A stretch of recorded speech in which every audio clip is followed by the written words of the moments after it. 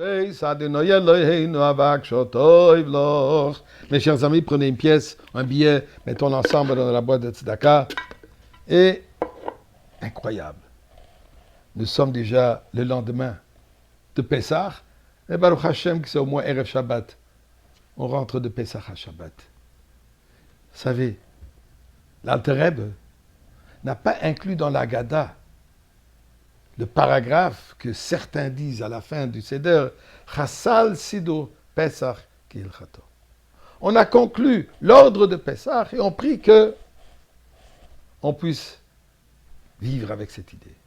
L'Alter Rebbe ne l'a pas inclus. Pourquoi? Puisque l'ordre de Pessah, cette expérience du Seder, ce moment dans lequel nous avons vécu un moment de liberté, un moment de délivrance, un moment où nous apprécions, nous recherchons sincèrement cette délivrance d'Égypte, de notre propre exil. Bien sûr, pour arriver à la délivrance totale. Ce n'est pas quelque chose qui s'est conclu. Chassal, ce n'est pas fini. On continue à le vivre et à l'amener et être imprégné avec cette réalité durant l'année entière.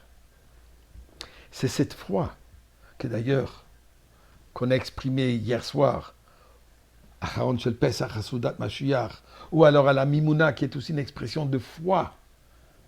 La Emouna. Emouna en quoi? Bien sûr, dans la venue de Mashiach. Malgré le fait que c'est déjà la fin de Pesach, tout de même, on ne lâche pas. On continue à avoir notre foi absolue. Et cette foi, elle vient d'où? Elle vient de Moshe Rabbeinu, de notre génération qui nous nourrit avec cette foi. Et d'ailleurs, le Rebbe,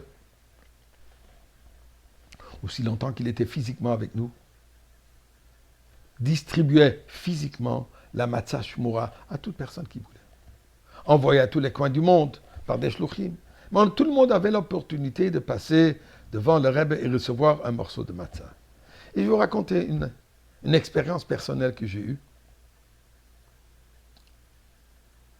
Et pour ceux qui sont en France, vont reconnaître la personne ou le personnage, Rav Yitzhak Nemanov, qu'on appelait dans le temps Rabbi Nemanov, le doyen de la yeshiva de Brunois.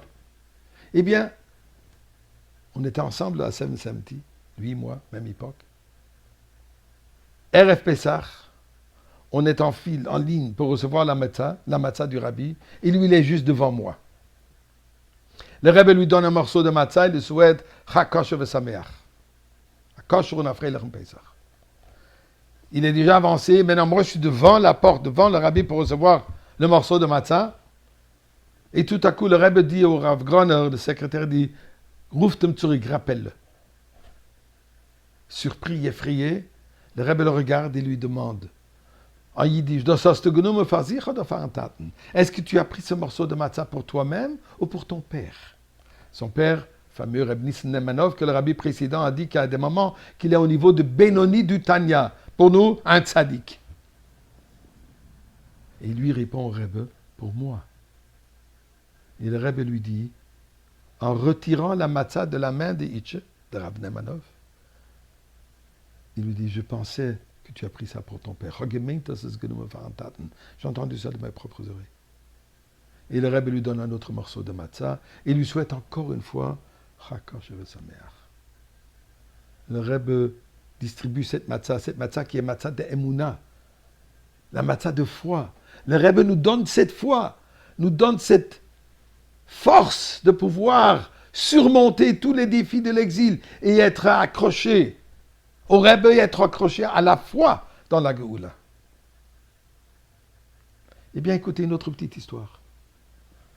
Bien après Pessah, quelqu'un qui vient chez le Rabbi demande une bracha pour refoua shlema, pour guérison. Et le Rebbe lui donne un morceau de matzah. Et lui, pas très intelligent, dit au Rebbe, mais la matzah, c'est matzah de Emouna.